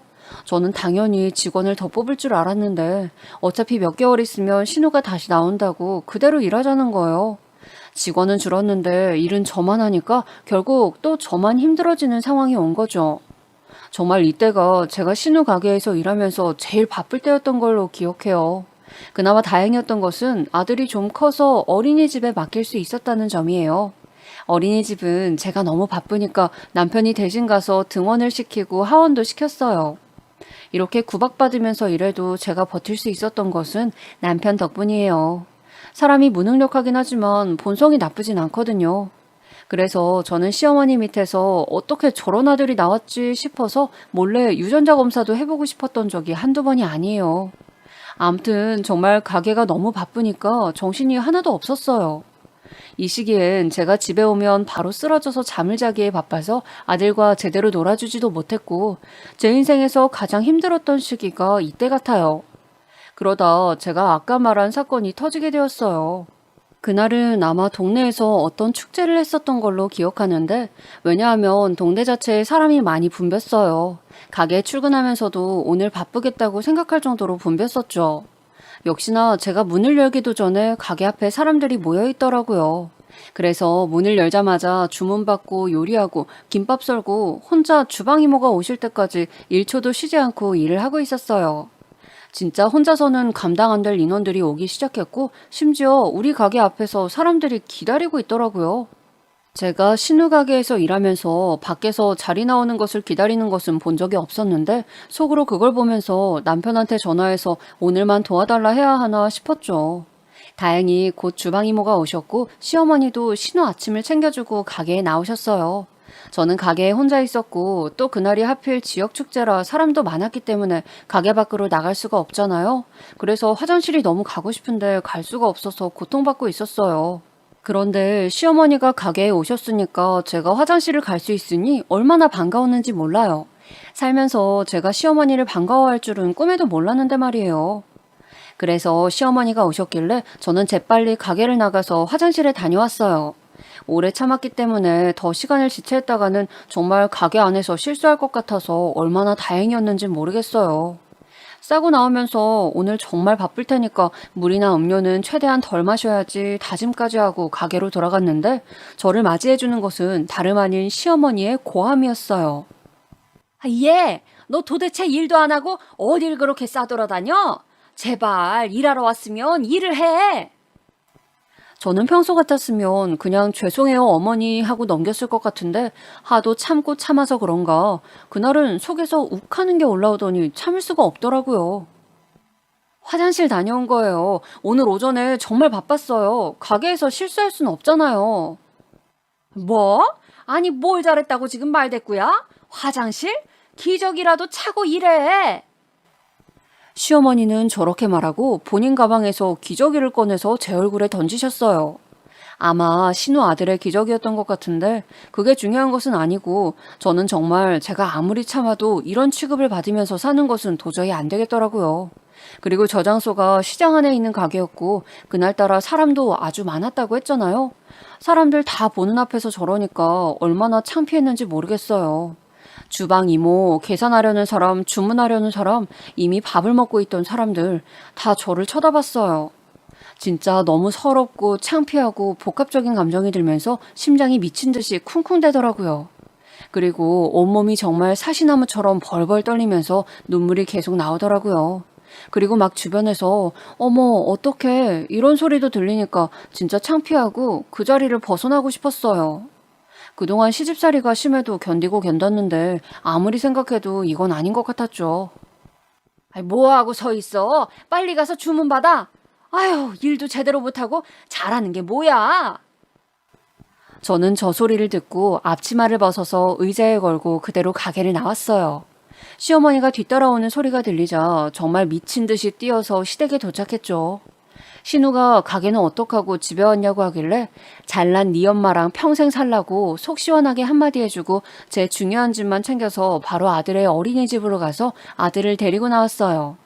그리고 아들을 데리고 친정으로 무작정 찾아갔더니 친정엄마는 일을 가신 건지 집에 없더라고요. 혼자 그렇게 아들을 안고 얼마나 울었는지 모르겠어요. 그렇게 밤이 되었고 친정어머니가 집에 들어오셨죠. 엄마는 저를 보고 많이 놀라셨지만 차마 막상 엄마 얼굴을 보니까 시어머니 구박에 못 이겨서 친정에 왔다는 말이 전혀 나오지 않더라고요. 제가 그 얘기를 하면 어머니는 누구보다 속상해하실 것이 눈에 보이니까 그냥 아무렇지 않게 아들이 외할머니를 보고 싶어 해서 왔다고 했어요. 그래서 그렇게 넘기고 다음 날이 되었는데 어머니는 건물 청소하는 일을 하셨거든요. 그래서 새벽부터 나가셨어요. 그렇게 힘들게 일하시는 어머니를 보니까 또 마음이 약해지더라고요. 아무리 힘들어도 그냥 참고 버티는 것도 좋은 방법일까 생각도 들었죠. 그런데 전화가 오길래 받았더니 남편이었어요. 생각해보니 제가 너무 급하게 아들만 데리고 친정에 오느라 남편에게 알리지 못했더라고요. 여보, 이게 무슨 일이야? 당신 친정으로 간 거야? 어머니 어제부터 계속 화가 엄청 나셨어. 도대체 무슨 일이 있었길래 이래? 어제 당신 엄마가 내 얼굴에 기저귀 던졌어. 그것도 사람들이 다 보는 앞에서. 내가 이런 취급받으면서 당신 집에서 살아야 해? 무슨 오해가 있었나 봐. 여보 알겠으니까 일단 집에 와서 어머니 화 가라앉히고 나랑 얘기하자. 무슨 소리를 하는 거야? 당신 내 생각은 전혀 안 해? 저는 남편이 저렇게 말하니까 너무 속상해서 전화를 끊고 아들을 끌어안고 엉엉 울었어요. 세상에 내 편은 정말 없는 건가 생각도 들었고 사실 현실적인 문제도 계속 저를 압박하기 시작했어요. 친정에 언제까지 계속 있을 수도 없고 그렇다고 제가 아들을 데리고 어디 갈 수도 없으니까요. 진지하게 어디 시설에 가야 하나 생각도 했고 아예 지방으로 내려가서 아무도 모르는 곳에 가서 시작할까 진지하게 생각하기도 했어요. 아들은 제가 계속 우니까 울지 말라고 애교를 부리는데 그걸 보면서 정말 가슴이 찢어지는 줄 알았어요. 그러면서 난생 처음 성공하고 싶다는 생각이 들게 되었습니다. 나도 성공해서 남들 눈치 보지 않고 돌아갈 집도 있고 화장실 정도는 여유 있게 갈 수 있는 그런 사람이 되고 싶어졌어요. 혼자서 그렇게 생각하는 동안 친정어머니는 제가 왜 친정에 있는지 눈치채신 것 같았지만 끝까지 아는 척을 안 해주셨어요. 지금 생각하면 그저 감사한 마음뿐이에요. 그리고 남편이 친정집으로 찾아와서 저한테 같이 가자고 계속 설득했어요. 저는 당신이 나를 막아줄 것도 아니고 나는 이대로 더 못 산다고 했더니 본인도 정말 정신 차렸다고 꼭 독립하자고 며칠 동안 찾아와서 말하더라고요. 그래서 다시 시댁으로 들어가게 되었어요. 들어갔더니 예상대로 시어머니는 저를 보자마자 손에 들고 있던 사과를 던지셨어요. 나가라고 여기가 어디라고 오냐고 소리를 지르셨고 남편은 그런 어머니를 말리고 그 소리에 신우 아기가 깨서 울고 신우는 그만하라고 뭐 하냐고 하고 제 아들은 저를 붙잡고 울고 이 모습을 여러분들에게 보여드리고 싶네요. 그래도 이상하게 예전과 마음이 달라져서 그런 걸까요? 더 이상 상처받지 않았어요. 성공하고 싶다는 욕망과 의지가 있으니 아무것도 두렵지 않았어요. 그리고 그 뒤로 정말 악착같이 돈을 모았습니다. 남편이 벌어오면 원래 시모가 관리했었는데 남편은 저에게 몰래 돈을 뺏어 주기 시작했고 저도 가게 일을 하면서 가게 가기 전에 우유 배달도 하고 인형 눈 붙이기라고 들어보셨나요? 그런 것도 하고 온갖 일을 다 했어요. 동네 세탁소에서 일감을 받아서 수선도 했었고 제가 가게에 나가지 않는 요일이 수요일이었거든요. 그때는 남의 집 가서 청소도 하고 정말 돈이 되는 일이면 다 했었던 기억이 나요.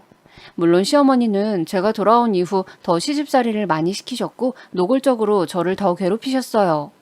그런데 저는 시어머니를 신경 쓸 겨를이 없었어요. 신우도 산후조리가 끝나자마자 집을 나갔지만 종종 집에 와서 저를 어찌나 부려먹었는지 몰라요. 그리고 신우 아이도 아들인데 우리 아들하고 비교를 어찌나 하던지 정말 딸이나 엄마나 똑같다는 생각을 많이 했어요. 그렇게 또 몇 년이 지났고 아들이 초등학교에 들어가기 전에 남편과 저는 독립했습니다. 그렇다고 뭐 제대로 된 집이 생긴 것은 아니고 단칸방이었어요. 그런데도 저와 남편은 그게 뭐라고 그렇게 신이 났던지 둘이 이사하고 부둥켜 안고 울었던 기억이 나네요. 남편 빚도 조금씩이지만 갚아나갔고 물론 몇 번 더 찾아와서 저희를 괴롭히기도 했지만 갚으려는 의지도 보여주고 실제로 계속 갚고 있었더니 찾아오는 횟수가 줄기도 했어요. 그리고 저는 독립을 하자마자 바로 신우의 가게에 나가지 않고 다른 가게를 알아봐서 거기에 취직하게 되었어요. 물론 시어머니와 신우는 저에게 배신이다, 그렇게 살지 마라, 은혜를 모른다 등등 폭언을 하였지만 전혀 신경 쓰이지 않았어요. 새로 제가 식당에 취직했는데 그 식당은 국수를 파는 곳이었습니다. 할머니 한 분이 하시던 가게였는데 몸이 점점 불편하셔서 일할 사람을 찾고 계시더라고요. 제가 가서 신우 가게에서 했던 것처럼 혼자 주문받고 일하고 계산하고 다 하니까 사장님은 오히려 저에게 세대 그러다 당신처럼 된다고 살살하라고 하셨던 기억이 나요. 정말 저에게는 제2의 엄마였던 분이시거든요. 우리 아들이 아프면 빨리 들어가라고 하셨고 아들이 학교에 갔다가 가게로 오면 돈은 절대 받지 않으시고 맛있는 거 먹이셨고 오히려 용돈도 주셨어요. 그러다 보니까 저도 더 잘하게 되었고 우리의 유대감은 점점 깊어지게 되었죠. 둘이 일하니까 얘기도 많이 했었는데 제가 시댁 얘기를 꺼냈더니 사장님은 저한테 아직 젊은데 고생이 많다고 하시길래 손을 붙잡고 울었던 기억도 나요. 그리고 사장님은 늘 저한테 월급보다 돈을 더 챙겨주셨어요. 이 밖에도 집에 가서 먹으라고 음식도 자주 챙겨주시고 재료도 많이 주시고 그냥 정말 하염없이 고마운 마음만 드는 분이세요. 남편도 저한테 그동안 고생하더니 좋은 분 만나서 다행이라고 할 정도였어요. 그렇게 잘 지내고 있는데 사장님이 어느 날 저를 부르시더니 진지하게 말씀을 하셨어요. 내가 이제 정말 몸이 너무 말을 안 들어서 가게 운영이 힘들어. 세댁한테는 미안하지만 말이야. 저는 가게를 없앤다는 말로 알아들었습니다. 다시 또 식당을 알아봐야 하니 슬펐지만 사장님 건강이 훨씬 중요하니까 어쩔 수 없었죠. 그래서 체념하고 말을 듣고 있었는데 글쎄 사장님이 저에게 뭐라고 말씀하셨는지 아세요? 세댁이 가게를 계속 이어나갔으면 좋겠어. 아예 세댁한테 가게를 주고 싶어. 젊은 사람이 이제껏 고생 많았어. 저는 정말 놀랐지만 사장님은 완고하게 계속 저보고 가게를 이어나가라고 하셨습니다. 저야 당연히 싫을 이유가 없었기 때문에 저는 그렇게 국수 가게의 사장님이 되었어요. 그리고 이제 제 가게라고 생각하니까 더 열심히 일하게 되었죠. 원래 운영 시간보다 더 일찍 나가서 재료 다듬고 열심히 청소하고 우리 남편과 아들이 먹는 음식이라 생각하고 더 신경 써서 일했어요. 남편도 와서 저를 많이 도와주었고 가게는 시간이 지날수록 훨씬 사람들이 많이 찾게 되었어요. 제가 열심히 하는 것을 다행히 알아주셨는지 동네에서도 찾는 분들이 많아져서 단골 손님도 많이 생겼고 제가 텔레비전 프로에도 출연하게 되었어요. 방송 효과라고 혹시 들어보셨나요? 방송이 나가고 손님들이 더 많이 오시기 시작했어요. 원래 전 사장님이 하실 때도 소소하게 동네 사람들이 많이 찾던 가게는 맞지만 제가 사장으로 바뀌고 손님이 더 늘어났어요. 물론 이 과정에서 시어머니가 그걸 또 어떻게 알았는지 찾아와서 비아냥댔죠. 찾아와서 당당하게 돈 달라고 하기도 했어요. 그런데 제가 수중에 돈이 많아져서 여유가 있으니까 이제 신경도 쓰이지 않더라고요. 그리고 가게는 점점 더 잘 되었어요. 심지어 우리 지역에 오면 꼭 들려야 한다는 유명 맛집으로 자리매김도 되었죠. 그렇게 승승장구하고 있었는데 사장님이 돌아가시는 사건이 발생했습니다. 저는 정말 제 주위에서 누군가가 돌아가시는 게 그때가 처음이었거든요. 사장님은 슬하에 아들이 한 분 계셨지만 왕래는 별로 없다고 하셨어요. 장례식장에서 아드님을 처음 뵈었는데 아드님이 저에게 가게 이어서 해주셔서 감사하다고 하시면서 사장님이 유언으로 저를 많이 도와달라고 하셨다고 말씀하셨죠. 그러면서 저에게 가게에 요즘 사람이 많이 오는데 확장 이전을 하는 것이 어떠냐고 제안을 하셨어요.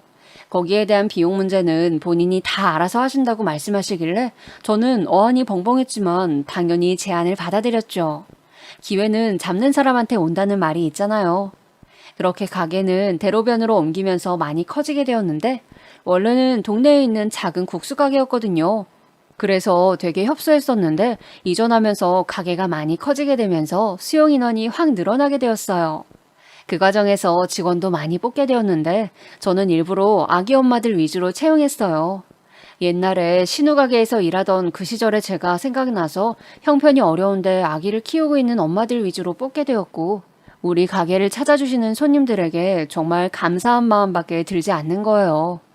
저한테 직원들이나 손님들이 사장님이라고 부르는데 처음엔 어색해서 불러도 저를 부르는지 생각하지 못했던 기억이 나요. 그렇게 열심히 일했던 것에 보상을 받게 되면서 당연히 우리 집도 단칸방을 탈출해서 아파트로 이사가게 되었죠. 그리고 가장 중요한 빚도 다 갚을 수 있었어요. 빚을 다 갚는 날 저는 상상 속에선 막 방방 뛰고 좋아서 미칠 줄 알았는데 막상 다 갚고 갚을 돈이 없다는 것을 깨닫게 되자 약간의 허탈함도 있더라고요.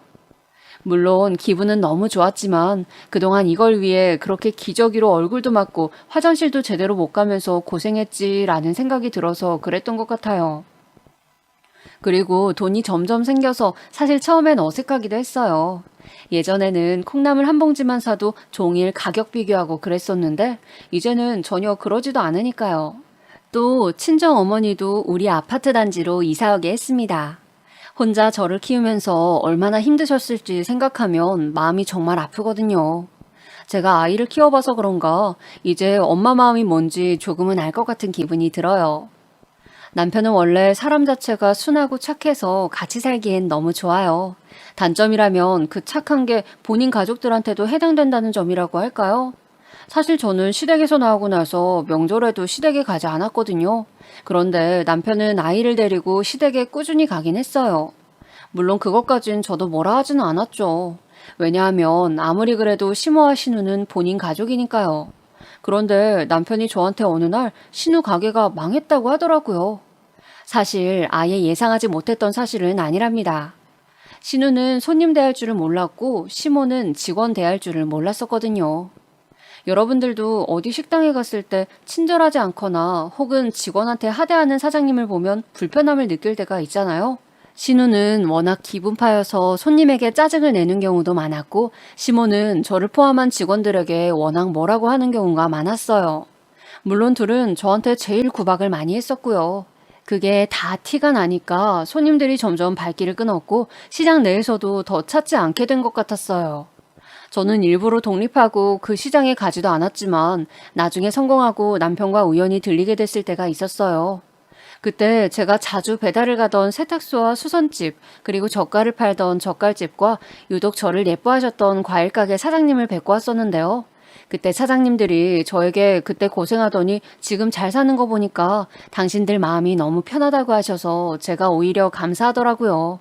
그리고 시장을 걷는데 아들을 잃어버렸던 것도 기억이 나고 그냥 그 시절에 제가 많이 생각이 나서 마음이 아팠어요. 그리고 그 기억을 가지고 우리 가게로 돌아와서 더 열심히 일하고 친절하게 하고 무엇보다 직원들한테도 잘하려고 했죠. 물론 시어머니는 정말 끈질겨서 저에게도 연락이 매우 많이 왔었는데 제가 가게 때문에 정신이 없어서 시모나 신우가 찾아오거나 연락해도 사실 대꾸할 시간이 없었어요. 그러던 어느 날 시모가 저에게 찾아와서 진지하게 말을 하는 거예요. 나랑 명진이가 여기서 일하면 안 되니? 우리가 이미 가게 해봐서 잘 알잖아. 너도 그럼 우리가 도와주니까 얼마나 편하겠어? 어머니, 저 지금도 아주 멀쩡하게 일 잘하고 있어요. 괜찮아요. 아니, 가족끼리 서로 돕고 사는 거 모르니? 정말 해도 너무하네. 그리고 너는 시어머니한테 어떻게 그렇게 대하니? 정말 경우 없다. 이제 좀 사니까 뭐가 먼저인지도 모르는 거냐? 어머니, 그럼 오늘부터 일하세요. 그런데 어머니 기저귀 차고 일할 수 있어요? 우리 너무 바쁜데 말 안 하고 화장실 가기만 하세요. 바로 해고해요. 제가 저렇게 말하자 시어머니는 얼굴이 빨개진 채로 저에게 고래고래 소리를 지르더라고요. 예전 같았으면 시어머니가 저에게 소리를 지르면 너무 당황해서 혼자 울었을 텐데 이제는 그냥 웃기기만 하더라고요. 시어머니가 막 화나서 저한테 삿대질하면서 난리를 치길래 한마디 더 했어요. 영업방해로 신고하기 전에 나가세요. 제가 저렇게 말하자 시어머니는 영업방해? 하면서 저한테 막 달려들더라고요.